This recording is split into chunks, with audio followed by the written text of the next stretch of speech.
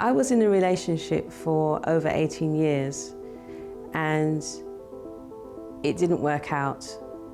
I invested a lot of time in that relationship, and when it broke down and finished, it left me broken. I thought I could bounce back and have another relationship, but even that spiraled out of control, and instead of feeling better and getting better, I got worse. And this affected my health and my career and my life.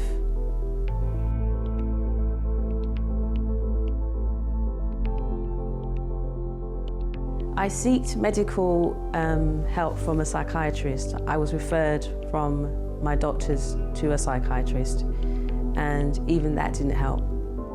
I suffered from very bad migraines and I had very high blood pressure. Coming to the church really helped me. The messages I received, the teachings I received, it built me up, it strengthened me, and I realized that I could gain strength from it, and it really helped me tremendously.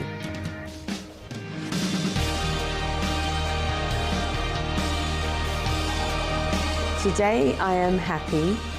I no longer have the depression. I no longer have the high blood pressure. I no longer have the very severe headaches that I had in the past. And I'm looking forward to a brighter future.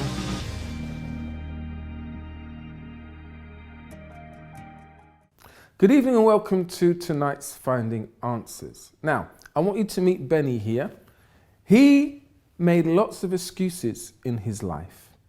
And because of those excuses, he had a lot of regrets. And that's tonight's program. No excuses, no regrets. You're going to find out now as we watch this video exactly what we're talking about. So have a look at this.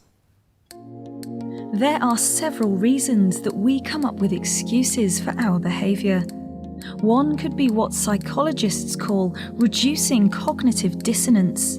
This is the discomfort that results from having a view of yourself that significantly clashes with your actual behaviour.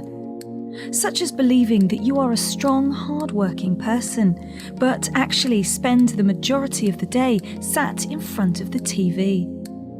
Or that you are against violence, but you find you are physically abusive to your family after a long week at work. Excuses are used to help us feel better about this dissonance. But also behaving in a way that we wish that we wouldn't also leaves us with regrets. These could be brief, fleeting regrets, but they could also be long-term, lifelong regrets that stay with us forever. Using both excuses and having regrets in our lives is a very unpleasant feeling. It has negative psychological and physical impacts on our body. It is often quite hard work too, having to make excuses for yourself and living with regrets. You may try to rationalise the behaviour. It doesn't really matter what I do, I'm not that important anyway. Deny responsibility for your behaviour. It only happens after a drink, or it's the alcohol talking. You may try to distract yourself from the dissonance. I'm too busy, I've got better things to think about right now. But what actually needs to happen is for you to address your thoughts and your behaviour. You don't need to live a lie. Live in a way that means you don't have to make excuses for yourself, and so that you don't have any regrets, or at least as few as possible. You know, there are a lot of people who make excuses for their failures. They make excuses for why their life has ended up the way it has. Some of the most common ones are the color of their skin, because they've grown up on an estate, they live in poverty. They make excuses because of, the family that they've been brought up in. And none of these things, you can't control maybe where you live because your parents were brought up there. You can't control the color of your skin. You can't control where you go. You can't control certain factors in your life. But that doesn't mean that your life should stay the way it is. There is always a way that you can come out of that situation. So maybe you are making an excuse for yourself. You know, it was interesting that I heard on a radio program yesterday, they were doing a study on pedophiles. And normally what they say is that pedophiles, when they're abused as a child, they grow up and they start abusing children. And they did a study on pedophiles. And the pedophiles took a lie detector test. And a majority of them said, you know what, I do this because I was abused as a child. But the lie detector test only found that out of every one of those pedophiles that were interviewed, only 20% were telling the truth. So sometimes people can make up the excuse that I do this, I am the way that I am because it happened to me. I was a victim as well. And maybe you feel as though you are a victim. Well, maybe you were brought up in that area. Yes, you were born in this body, in this skin color. Yes, you got the short end of the stick. But that doesn't mean that life will be that way forever for you. There is a way out. So instead of making excuses for yourself and later on regretting what you've said, you can make excuses, but then you can regret that, because if you make excuses, you'll never find a way out of that problem. You'll always be on that council estate. You'll always be poor. Like a lot of people say, because of the color of my skin, the government is against me. The police are against me. That's why we're being attacked. That's why we're discriminated against. But if you think like that, you're never going to get out of that situation because it's in your mind. And today you're going to hear from Benny how he made excuses for himself. Not maybe the obvious ones, but he still made excuses for himself and regretted it later on. So with me tonight is Victoria. Hi Victoria, how are you? Hiya, I'm good, thanks. So this topic, you were talking about there on the video, dissonance. Yeah. I found it hard to say, but dissonance. Explain more about it for the viewers at home. Okay, so cognitive dissonance is when there is a difference or a gap between what you believe and the way that you behave. So you may believe that you're a very hard-working person, but actually you spend most of your days doing nothing and watching TV. So there's a dissonance. So it's sort of like a psychological pain. And all human beings strive for what we call internal consistency. So we like to think and act in the same way.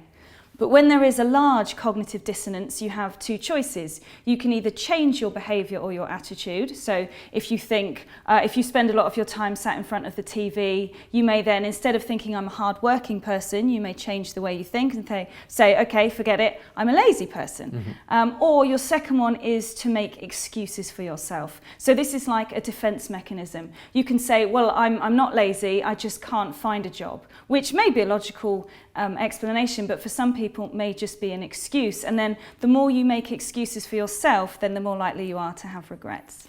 So a lot of people, they feel sorry for themselves even.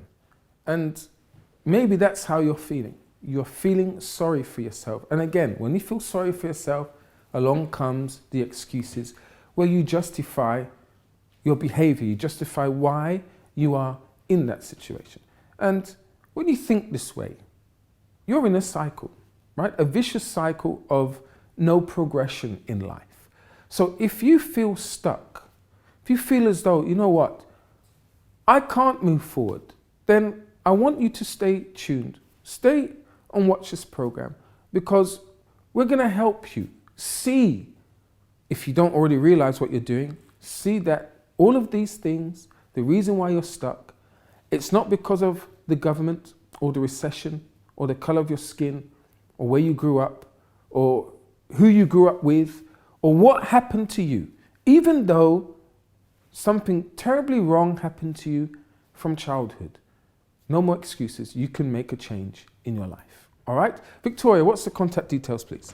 So if you'd like to speak to one of our advisors, or you're welcome to speak to us live on the programme, just give us a call. The number's 020 7686 6300, or you can send us an email. Our email address is help@findinganswers.tv, or you can talk to us on social media. You can send us a tweet. Just start your tweet with @FindAnswersTV, or you can follow us on Facebook. Just search for Finding Answers. So please feel free to give us a call. Our advisors are on hand to answer your call and even advise you. All right? And I want to hear from you as well. Your comments on this. Is the UK a nation of people making excuses? Have we made excuses for too long? And where did it come from? Is it in our blood? Is it in our culture? Or is it something that has happened recently, in these recent decades? I'd like to hear your comment on tonight's topic. We're going to go for a break now. When we come back, you're going to meet Benny. We'll see you after this.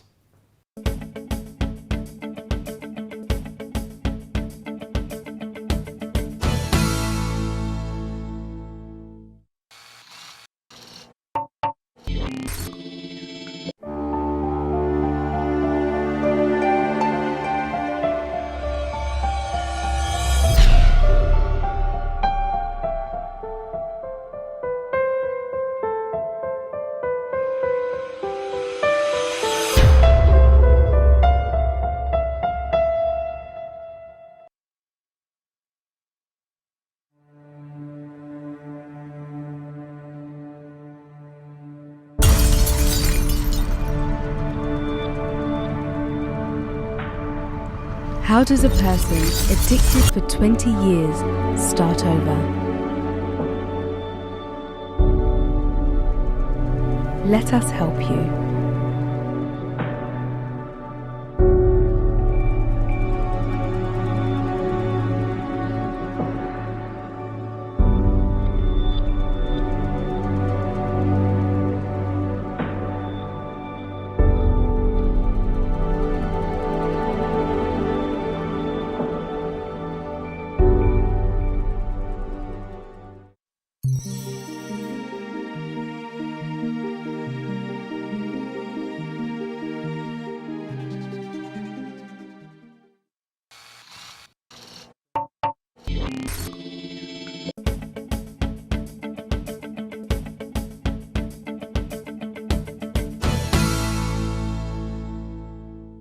Welcome back to Finding Answers. Now, I was just thinking during the break, if I was guilty of making excuses for myself. And I remember about, let's say, 16, 17 years ago, while I was in a relationship with my girlfriend at the time, I did make an excuse for myself. It came to a point in our relationship where we were arguing almost every single day without fail. And we would make up, but then after we've made up, 5 minutes later, we're arguing over the same thing. We're repeating everything over and over again. And this was going on for like 5 years, consistently all the time. But we still stayed together. But one incident, one argument took place in my bedroom, and it got to a point where I had enough. I couldn't take what she was doing, how she was reacting. And a thought came to my mind and said, this thought was very vivid, very clear in my mind, which said, accept the way this relationship is. Because your mum went through the same thing with your dad. So when I heard that thought, when that thought came to me, I was asking why. I was asking myself why. And when that thought came to me, it was like, accept this. Accept it's normal because your parents went through it. And maybe you don't hear that voice in your head necessarily, but you see what's going on around you. You pick up the newspaper, you turn on the TV, and there is the latest government statistics on poverty, on I don't know, discrimination of some sort. And then you become relaxed, you make an excuse, you kind of conform to that idea. And it makes you stuck. It's not finding the solution for you. So I was just thinking about that. And I think that, you know, when the chips are down, when things aren't going right for you, you will find excuses as to why things are happening that way. We tend never to say, you know what, I can change. I can do something to take my life out of this situation and become better. I can make it better. There are few people that do that. So if you're one of them, if you have been guilty of this, and maybe it's no fault of your own, and you would like help, you would like some advice, you would like a prayer, then here's the contact details on the screen. You can give us a call and speak to one of our advisors, all right? So let's go now and meet my guest for tonight, as you saw at the beginning of the program, Benny. It's pushing me for the rest of the week, so it's like a boost. Things were really tight. Today, the way I see myself is completely different.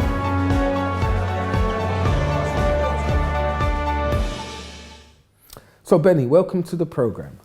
Nice. So Benny, you are 19 years old, is that Yes. right? You are still young. Very much so. But I'm sure you've learned from your mistakes, right? What Yeah. happened? Now, you made a lot of excuses for your behavior. Yeah. Now, tell us, when did things start to happen for you? Well, I believe it all started from a young age, and this is from earlier than I can remember, from things changing.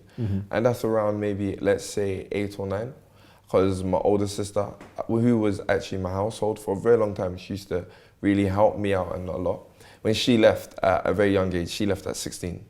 So for me, She left to go where? she went out to the world. There was not, for me, I think this is where it got really worse, because I never knew. I was 8. There was not really an explanation. So All I you knew, said she left? Yeah. She left home, Yeah. got her own Exactly. place, exactly, did what she wanted to do. exactly this. But for me, there was not. I never knew this. I just knew someone that was there, that was once there, is gone. I don't know where. I haven't visited. It's just gone. Sometimes we'll visit from time to time, but was gone. And at this age, around 8 or 9, I remember, because there wasn't this person at home who used to really help me. Where did I used to go? I used to look for it in other places, because your parents are your parents. But when there's someone closer within your age groups, you're more likely to relate.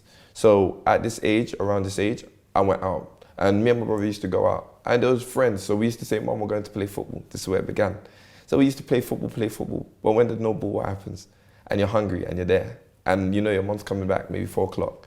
So this led to me and a group of friends who all used to be in the area. I think one person just gave an idea, let's go in the shop, let's shoplift. I said, I don't have money, why not? Let's just go and let's do. And then at first it was a bit like... Right, so you were what? How old were you at the time? At that time, 8, 9-ish. So 8, 8 or 9, you would go and shoplift. Exactly this. And you did it what? For fun? Why would you do it? Many things. It wasn't just for fun, but there was also a thrill out of it. I used to get a little kick, but it's because there was this togetherness. Everyone's doing this, because this is how everyone was. We all used to go, you go shoplift, and it was normal. Or you all go and you do something. We're talking the corner shop for sweets, or we're Corner talking shops. like... We're talking corner shops. But that's where it began. So it began at corner shops, but it was wherever. For instance, whenever someone said, okay, let's go there, let's shoplift. It wasn't, you just go and you do it. And this is how it was. And then I used to make excuses, I have no money, I'm hungry, whatever. But just to make sure that I would fit in with everyone else. And so we used to shoplift. And I think at first it was a bit, I know I shouldn't do this, but it became normal. So I used to go in, you shoplift. I'll distract the shopkeeper, someone else will shoplift. But the thing is, there was no reason to shoplift. Of course. So even though there's no reason, people shoplift because they're poor, Yeah. they want to take something and resell it again, or they're hungry and they go and take some food, bars of chocolate.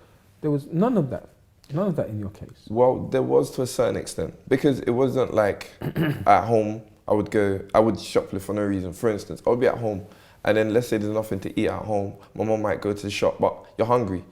And I'd go out and we'd all go out. So because of hunger, or my mom wouldn't give me, because sometimes if you keep asking, your mom's not going to always have money to give. because she's not going to give a 9-year-old a £10 note or £20 note. So she'll just be like, she won't think it's something big and just say, go out, go play. By the time you come back, there'll be food.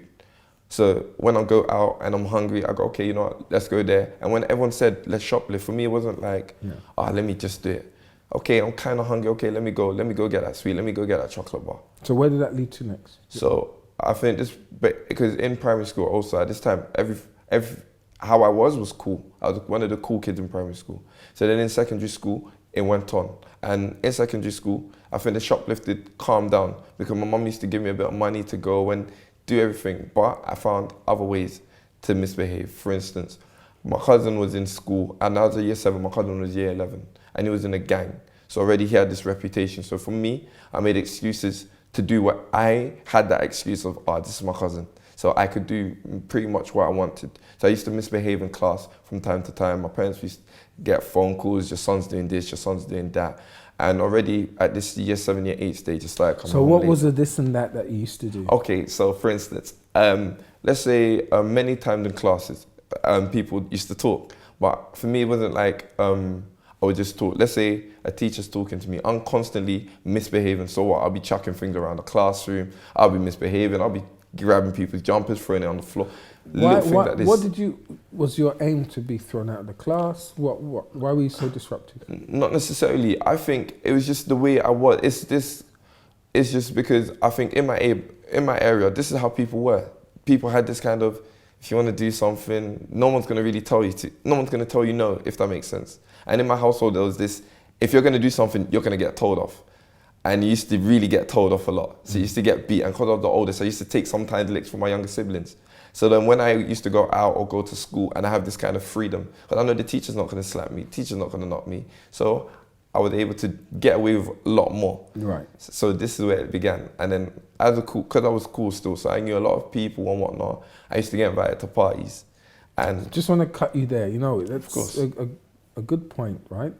If you have your parent and you're listening to what he's saying, and there are many young people who've come on this program, Benny, and said, my parents used to beat me. But that parent used to think I'm doing good to my child. I'm disciplining my child. But the thing is, you don't know what your child is doing outside. You don't know that they're misbehaving. You don't know the reason why they're doing that is because you're so restrictive, parents. You are, what happened to you as a young child is, maybe it worked for you, even though maybe you've grown up and you've been affected by it. Maybe you're making excuses why, you are the way you are. So you're doing that to your children in a different day and age, and the children are a lot wiser. Your child is a lot wiser today. The society is a lot different than back home in your country or even now. In England, years ago, the police, the local bobby, would be able to grab that little child's ear, ring their ear and take them all the way home and even give them a clip round the ear. The police can't do that today, right? So these things, you don't know the effects that is happening on your child because they're misbehaving in school, they're being unruly, and then when teachers complain, and when you go down to the school, you're saying your child is I don't know, how did your parents describe your child? Describe you, sorry. So many were they ashamed of you? Not necessarily, because I used to hide it really well. In what sense? So the teacher's going to mainly say, because I used to do it in a way that, because you don't just you're going to do things in a bit smart. So teachers wouldn't see mainly me doing the things. They'll just hear me talking. So they can recognize my voice. And they got to the point where I didn't have, if someone said I'd done something, it's kind of true because the teachers can hear my voice with whatever incidents occurring. So my parents, so for instance, my mum will come, my teacher used to say, I talk a lot. He's always mischievous. He's never doing his homework, stuff like this. And I used to make excuses. What excuses? For instance, I'd be like, Dad, you're watching a match. That's why you talk. Like, I would used to flip things because I knew that it's like, if I know that if I misbehave, they're gonna lick me. So I said, okay, if I misbehave, but I can kind of blame it back on them, then I know they can't really get I can't really be disciplined because it's their fault. So I used to go, oh, but Dad, you're watching a match. You told me to go home, sleep back 10, and then you're making noise. By 9:30, I didn't have 30 minutes to go. Then you told me to go sleep. I slept, didn't do my homework. Or Mom, I was hungry. You didn't go to the shop to do this, whatnot, so you didn't buy food, and I went home hungry. So I used to make all these excuses for why I never did my homework. And then I used to say, I get out grumpy, and because of all these things, I misbehave. So I used to make excuses like this. And if you, when I look back and think about it, this spurred off because it wasn't just behavior in school, but it became outside of school. So what happened outside? For instance, because the group of friends I had, we all were still friends, but I had more friends. Because as you grow, you know more people, you go and you explore more. So I think when I was growing up, year 8 more, year 7, year 8 times, not only was I going out to more parties, but the friends I had were even worse. So shoplifting wasn't really one of those things that we used to do anymore. But it became, okay, so I think maybe the happy slapping era. So where people used to barge people, we used to do these things. We used to go, and this is what we used to do. So you used to go, you go out, you just wait, you do nothing, because we had nothing to do. And this was the problem, we had too much time on our hands. So when we were outside, what do you do? I used to boot down doors, and we used to do a lot of things. You kick people's doors people's doors Front down. doors? Front doors. It depends, because we used to do it sometimes 6 o'clock, evening times, when it was dark. So you know that people are in. You won't do it when no one's there. You do it knowing that people are in their houses, and you boot down their door, and you run in the little beginning, and then you just run out. And what was Why is it? And it sounds so funny, but we used to get, but I think it was just a way, because for me, at first, it was like, what am I doing? But then when it's a bit weird, but when I used to knock a door down, there's this kind of power. And it sounds very weird, but there's this kind of, okay, the I'm not. thrill of getting, getting caught. The thrill. Exactly, maybe getting caught. And then you do that and you run away. And many times this caused problems, many times, because I used to get chased.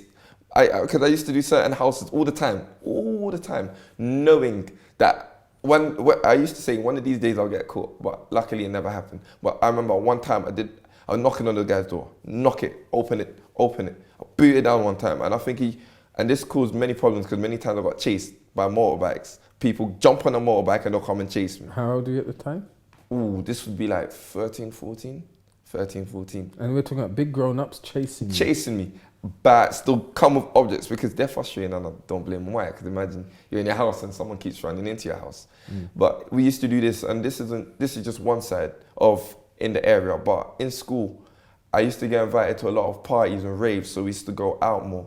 And inside my house, because I just didn't want to be in my house, because I knew I'd be in trouble for something. School, I was gonna complain that I didn't do this, and there's house chores I didn't want to be at home. So when I used to go to parties, I used to go raving, I used to drink a lot from a young age already. So from when I went to secondary school, I already had a taste of alcohol. So when I went to parties and drinking, I used to drink. And I used to stay out late. And it got to the point where I stay out late, I used to push the regions a bit. So I'll come home at maybe 9. Okay, I got in trouble, but I didn't get beat. Come home at 10, 12, and it gets to a point where your parents are worried. So they're not gonna hit you because they know that, oh, at least they came home. But even when they would hit me, it got to the point where, because they don't understand, it's like if I speak to them, it's like speaking to a brick wall. So it got to the point where I would do what I needed to do, and I didn't care if they would beat me, if they'll speak to me, whatever happens. So I used to go parties, I used to drink, I used to stay out really late. And this is from a young age, because some of my friends would do it with me, and some of them would be like, how on earth are you able to go out? There must have been a point where all of this got tiring for you. It's like you do this wrong, but how did you feel when you were at home on your own in your bedroom, knowing that you kicked someone's door down, knowing that you were shoplifting, knowing all of these things? How did you feel? I always thought, because at the beginning, I always thought, right before you do something for the first time, you realize, I shouldn't be doing this. But then I think with everyone around me, because I always thought I was a good person. Always thought. I always thought there's nothing wrong with me. I'm doing well in school, although I'm misbehaving. But I always used to make these excuses. So because I'm doing all right in school, or because I'm succeeding in this, people like me, there's nothing wrong. Because I wouldn't see that as a problem. But the first time let's say you drink or you get into a ruckus or confrontation with someone, then you'd think, ooh, I shouldn't have really done this, but I didn't ponder on it too much because everyone around me was the same. So if everyone around me is going in one direction and I'm also going in this direction, I wouldn't think that there's something wrong, if that makes sense. But I realized that in myself, there was many I used to go to myself, why is it that I have to do this to get a thrill? Why is it I have to do this to get a kick? And this is one thing I used to think, but I used to always put it at the back of my mind and go, okay, let me distract myself and do the next thing. And this is why I progressively got worse. Right. So look, Benny's going to talk after the break about the worst point in his life, where things kind of was really bad for him, right? And you made excuses, but because of that, did you have regrets as well? Well, yeah. Hold it there. We're going to go for a break. And when we come back, we're going to hear his story. We'll see you after this.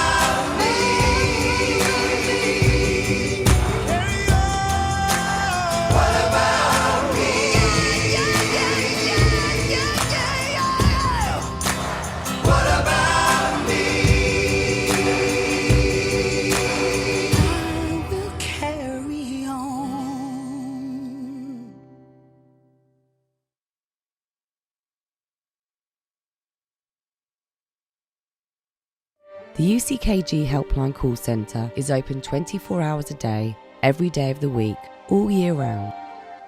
If you need help due to a serious problem you may be going through, if you feel that you have nowhere to turn to and desperately need someone to lend a listening ear, then we can help you. It doesn't matter who you are or what you have done, your religion or race, your call will be answered by someone who genuinely cares about you and has your best interests at heart.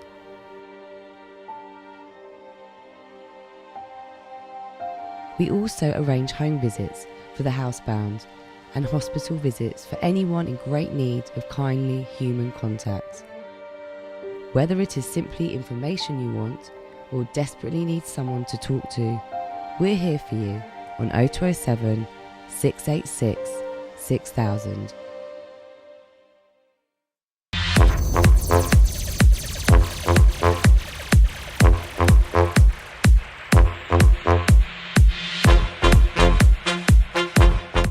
Hello and welcome to Love Talk. And basically it was just to meet the in-laws and get their trust in. Well, myself. Yeah, you got it right. Yes, I'm actually happy for you. Let's talk about sex, baby. Let's talk about you and me, right? That's how they say. That's a good one. Run away from temptation. Run. Then run another one. This is so serious. There is the right kind of honesty and the wrong kind of honesty.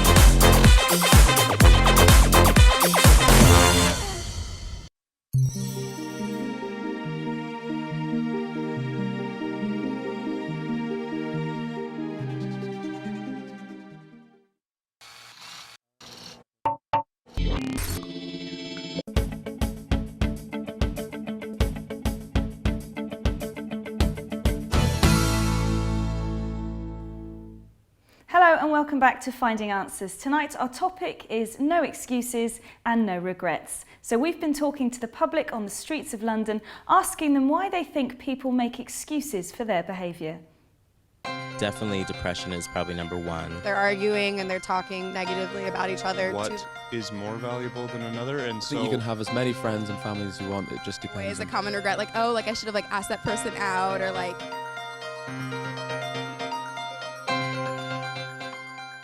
Excuses, we all make them. Regrets, we all have them. But why exactly? I'm on the streets of London finding out from the public. Let's see what they say. Why do you think people make excuses for their behaviour? It's just natural human nature. I mean, I tried to pride myself on my principles, but you know, human nature often overrides the reason, your duties, and you find an easier way to do something, so you do it. I would say just as a way to justify their actions, so they feel that there's a reason for them doing their actions, but they can get away with it if they make an excuse. I think it is because to look better in their eyes, so to make better, to look better in people's eyes and have better impression of themselves. Because they just want to put the blame on someone else. I think when you do something, you can be kind of in denial of what actually happened or something. So you just put the blame on someone else or make excuses for yourself, but meanwhile you're the person to blame. So yeah. Right, welcome back. Now let's listen to the rest of Benny's story, the worst moment of his life, and then how he got help for it. So, Benny, you're about to say the worst point in your life after all of this. This childish behavior, but it was getting serious, right? So tell us, how did things get worse for you? Okay, so for instance, obviously, because I don't think I was doing many things leading up to it, so it wasn't just booting down doors. But let's say, because there was this anger inside of me, and if I wasn't drinking or going to a party to have this fun to make me forget, what would I do? Let's say I'm walking down the street, I'll be barging into people or looking for incidents to just have a go at someone or shove someone in the face or have a scrap. And this is how things were getting worse. And many times, this happened many times, until the point where... Didn't you get fed up? Didn't you think, you know what, I was nearly beaten up, I could have been beaten up, I was beaten up, so why not just change, why not just stop? This is it, but I think for young people it's really hard because everyone's doing many things wrong and you don't know how to change, and this is what it was. So I kept going, because there's no way, I saw no way for me to really change. So it got worse until the fact I got arrested. You got arrested? I got arrested. How? What happened? Same incident. So like another school day, and this is during my mock exam period. So I was just walking, came home, dropped my blazer and whatnot, and I went out. I went out because there was nothing to do at home. And I went out and I got into this time, like you said, so what happened? So I got into a fight. But the thing is, the person who I had a fight with stormed off. So then I was thinking, what's going on? But then what happened was someone came storming back, running at me. And I saw this from a distance, but I couldn't see who it was. And then as this person's running to me, a car pulled out, and then they saw someone angry running at me, and then I was running away. So people thinking already, hold on, what's this person done? So I got into it was like me running for 15 minutes flat, 8 minutes flat, just ducking down roads, ducking down pavements, until my lungs couldn't take it and I got arrested. So it was an incident that occurred, but then only when I went... So was that the police? No, this was a random stranger. So then what happened is when I went to the police station, firstly when I got arrested and they detained me at that time until the police came, and what happened was they were driving me to find a witness of what happened, because no one actually saw the incident, they just saw someone running at me. And then that witness wasn't found. So they took me to the station, did a normal check, and I was thinking, okay, I've gotten away with this one. But there was many other incidents like I was doing beforehand that led up to this incident that was profiled for me. Right. So then they said, okay, hold on, you match the profile of this, you match the profile of this. And was it actually true? Was it actually you? Of course. And I was there panicking oh my God, what's going on? And this is when it got to the worst point, because a lot of people around me were getting arrested, they were getting stabbed, they were going to parties, and they would actually get stabbed. Things were happening. And it was things that you'd say are really serious. And when I was sitting in the cell, I remember, I think, because you're meant to be there, when you're at, 15? You're meant to be there for maybe an hour or two, maybe a day max, and they'll let you out. But for me, it was okay, when I went to the investigation, when I got into the interview, it was more it was literally a man and a woman in an office staring at me saying, okay, we match you with this, and I'd realize, wow, what's going on, because I realized that a lot of things were coming back to bite me. These are things you thought you got away with. Exactly. But someone reported you. Yes. Description. Of course. But then for me, you don't think about these things, because when you get away, you get away.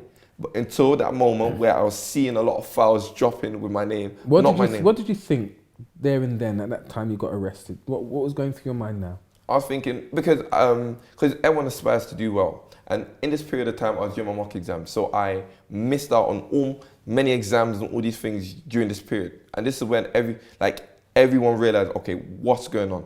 Because many parents, their children go out and they go party, so they think, this is normal because many young people do this, but they don't know what happens. And for me, when I was arrested, my mom kind of woke up and said, what's going on here?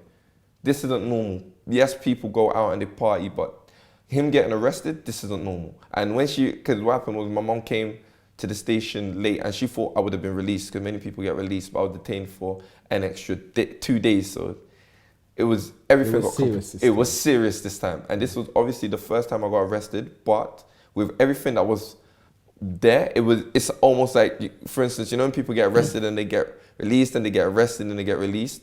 For me, it would have been I would get arrested and I'm not coming out. Right. But then what happened was, at this time also, in this time, my auntie, so my mom's sister, went to a help center. They went to a place where it really helped her. And eventually after all of this, I got put on bail. So through my bail hearings, there was 3 months where I couldn't leave my household. I couldn't practically go out into public without my parents. Right. That was my bail. So I was under house arrest, in fact. So then what happened was, in this period, my auntie invited me to go to her church. Right. And then when I went to her church during this bail proceedings, I realized that in me, that there's not all these things that I'd been doing, and all these partying and the drinking and the aggression and fighting people didn't need to happen for me to really be happy. So this was now the turning point in your life, yes. Right? The change. So your aunt invited you to her church. Mm-hmm. And why? Was it because now I'm in trouble? Now, yes. Mm-hmm. Now I'm gonna, pray to God. Was that it? It was, because it was like this, because I think my mom realized that this is serious. This isn't a joke. This is really serious. And also with all of these things, me and my brother, although we were always good, but we always had fights. And when we'd have fights, they used to gradually get worse. And I think, and the fights we used to have, parents used to usually think their children the disputes amongst their children are cool. But me and my brother used to sometimes take it to the next level. So we'd be fighting, let's say from upstairs, it goes downstairs, and it's a fight's breaking out into every single room. Basically it affected the family. The whole family. So let's go now. When you got help, when you went to your auntie's church, yeah, what was the difference there? What did they advise you? What did you learn there that kind of changed you? I think the first thing that really stood out to me is when I came in and I saw a lot of young people. Why do I say this? Because when I grew up, from my young age until then, all the young people, or majority of the young people that I saw that were cool or were doing things, were all doing negative things. Right. And when I came, there were a lot of young people whose lives had changed in many different ways. So they came from different problems, different backgrounds, and their lives changed. And they were all some from a similar background as yourself, maybe involved exactly in crime this and stuff like that. Many came from lives of crime, but for me, it wasn't just lives of crime. But I think I saw different aspects of youth changing, and I saw, okay, so this person been arrested and this person changed. This person used to have household problems also, and he never wanted to be at home. Or this girl never wanted to be at home, but their families changed, and the way they behaved changed, so their families changed. I thought, okay, they're human, I'm human. Why can't my life change? And many people used to help me along the way to be where I am now. Young people, they can act, they can put on this persona, yeah, put on this front and pretend to be someone they're not. Very much so. Did you sense that at this place when you saw these young people there? No, because were they put on the front, or was it genuine? No, it was really genuine, because when you see everyone saying, oh, let's go shoplift, oh, let's go to this party, you know that everyone's technically in your shoes and everyone's trying to fill a void, or everyone's trying to fill themselves with something. But when I went to this place, it was like, you only have to be there to really see it. Because many young people came from lives of suffering and their lives moved forward, they changed. I was thinking, it's not like this is real people's lives and real people changed. And I thought, if they could change, why can't I change? Right. Because they were being serious. Their lives were serious. The predicaments they were in. How did they change? Was it part of the church, or was it a separate youth group? How did they change? What was the secret to their change? I think that's it, from what I heard, because when I came, I saw young people changing, and what for me stood out, many people said that they took a decision to change. They really analysed their lives, and they said, where's my life really going? With what I do today and what I do tomorrow, where's my life going? Am I really going to get to the dreams that I aspire to have? Or the behaviour, or is the behaviour I'm partaking in going to actually take me the wrong way? So when people used to speak about this, I used to think, and I thought, where's my life going? Because sometimes young people are very short-sighted and we only think of the now. So let me live now, let me do for everything now. But I thought, what about all these dreams I have? What were your dreams? Oh, at that time I wanted to be a lawyer. I always thought of being successful, always, from even a young age, because I thought the way I lived, I would never want someone that I had to bring in this world to live in the same way. And I thought, okay, I'm always going to make it and aspire. But then when they spoke and they said, where are you really going? It made me think, because I thought, where am I really going? Because I've just been arrested. I go parties. I don't do my home. I do everything that is actually taking me the opposite way. So how am I actually going to be or reach the goal? You will be involved in the criminal system, but exactly, not but as a lawyer. I've got exactly this, or even as an accountant. And I used to have this dream, and when that really, like when they spoke this where you going, this came to me, and I thought, okay, so I need to really now change, because if I'm to reach where I want to be, I'm gonna have to change the things that I do today. So was it there was a mentoring scheme? Was it prayer? Was it I don't know? I don't know what was going on there. What changed? Okay, what changed me? There were many things. For instance, I think stories was the first thing that I thought, okay, I can do it. And then I had many people following me. So many people actually telling me with practical advice, not just telling me, you need to do this, you need to do that. They say, okay, so Benny, okay, you keep going parties, you keep drinking. Why do you keep doing this? And it gave me this time of thinking, because before I never used to think. And when I was talking to you, when you said, did you ever used to think about this? I used to think about it and then forget about it and then go on. But they made me think. They really made me think of, okay, so this is what I'm doing. This is how I'm living. I'm drinking. I'm doing all of this. So when you thought, what was the root of the problem? So I realized that the root of I was making excuses, in short. That was the root, because I was making excuses to behave in these ways. So I was making excuses, okay, this is going on in my house, so let me go to a party. And I realized that because of the excuses I was making, I was never moving forward. So it kind of boiled down to family. Exactly. Back to the family issues Yeah. again. How is Benny today? What is Benny aspiring to do? Okay, so Benny's completely different. So Benny right now is at university and he's studying actual mathematics and statistics. And also when I got arrested at that time, so this was all in the past, but what happened was one of the probation officers saw me recently and saw what happened? Because many people that offend, they don't change. They continue offending or they never move forward. He said, how is it that you're changed? And I explained to him. And he said to me, okay, he gave me an opportunity to go back into the youth offending team where young people offend and actually help and actually guide people to be social workers who actually help other young people. Really? So these are opportunities. Is that a volunteer work or is that you're being paid to do that? Both. So there's some incidences where I'll volunteer, but there's some incidences, for instance, when there's a training scheme project, that I will be paid for. So you're actually going and helping young people like yourself at one point who are in trouble. That's exactly that. And I've got a part-time job. So things are really moving forward. So you're giving back? I'm really giving back. Okay. I'm really brilliant. So look, here's another positive story of someone who was changed by prayer, by the power of God, by the help of other positive people around them. So that's why I was mentioning to you, if you are making excuses for yourself, you're going to end up regretting what you've done. Think.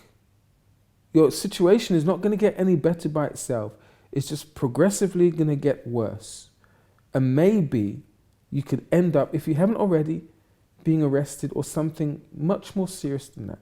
So we're going to go for the prayer. We're going to go for a break. When we come back, we're going to pray. And if you want some help, you want some advice, then the phone line is always there for you to ask for help. If you want to speak to Benny after the program, if you're young, you know, if you find yourself in a similar situation to him, maybe you have a son or a daughter who is, you know, in trouble with the police, maybe they're inside, you know, Benny can give some advice, right? Or maybe give you some information where you can get some help, all right? So we're going to go for a quick break, and when we come back, we're going to go for the prayer.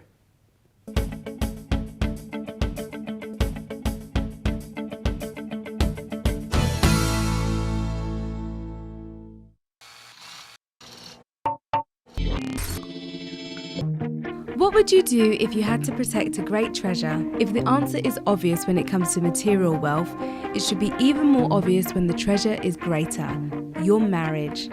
In Bulletproof Marriage, the couple Renato and Cristiane Cardoso offer solid guidance to those who appreciate the value of their relationship and want to shield it against the risk of divorce. Besides their years of counselling thousands of couples, Renato and Cristiane present the hugely successful TV show The Love School, as well as marriage courses around the world. In over 2 decades, they have lived in 3 countries and have given hundreds of talks in more than 30 countries. Speaking from their long and sometimes troubled marriage experience, the couple offer practical tips to protect current and future relationships. To order your book online or for more information on the Love School event 2014, visit our site, theloveschoolevent.com. This event was brought to you by the UCKG Help Centre. Hi, the Chrissy B Show airs live on Mondays, Wednesdays and Fridays, coming to your homes with entertainment, life issues as well as hard-hitting topics, coupled with friendly and practical advice. I love to look at the happier side of life and believe a person can achieve amazing things when they put their mind to it. The Chrissy B Show, always aiming to show you the happier side of life.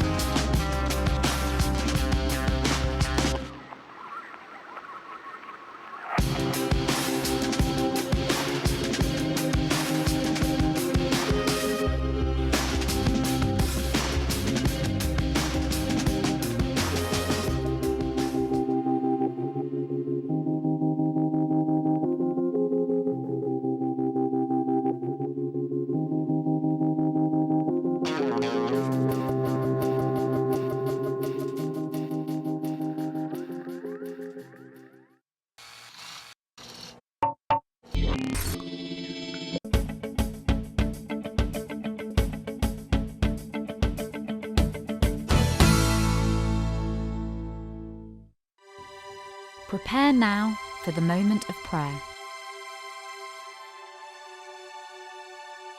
If you would like us to make a prayer and include you in the Finding Answers prayer book, send your name and prayer request to prayer@findinganswers.tv.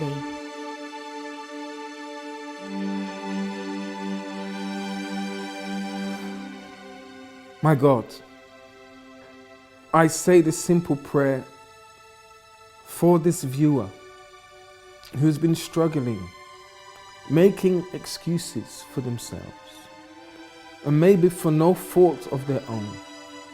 It's just that they haven't found a reason or a way out of their problems. So I pray, my God, that you may help them. Help them not to rely on these excuses anymore, but instead, let them see that they can change.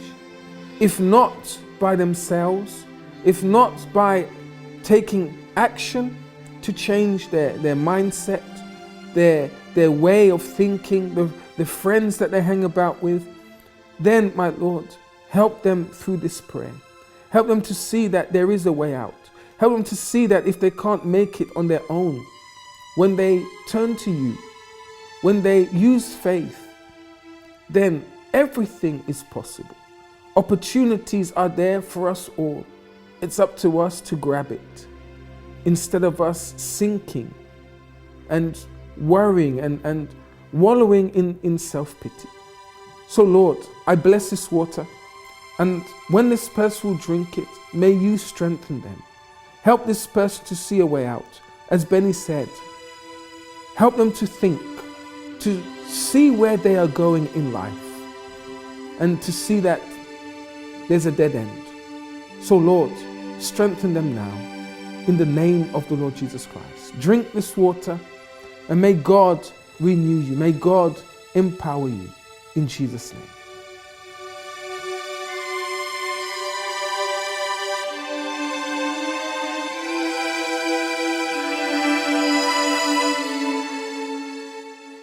So I'm going to leave the final word to Benny now. So Benny, if there is a young person or anyone out there who may be in a similar situation to you, whatever they're going through, what would you advise them?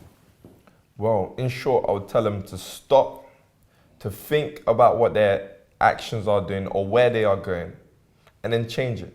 And for me, what really helped was praying and really believing in God. But I had to really look at my life and say, I won't make it by myself. So I stopped, thought about my life, changed, and with God, I'm here today. There you go. Last words from Benny, all right? Have a wonderful evening. And as I said, if you want to get in contact with him now, the lines are open for another 5 minutes or so, all right? Take this opportunity now to get help for yourself or someone you know that's in need of help. Have a wonderful evening. Bye-bye.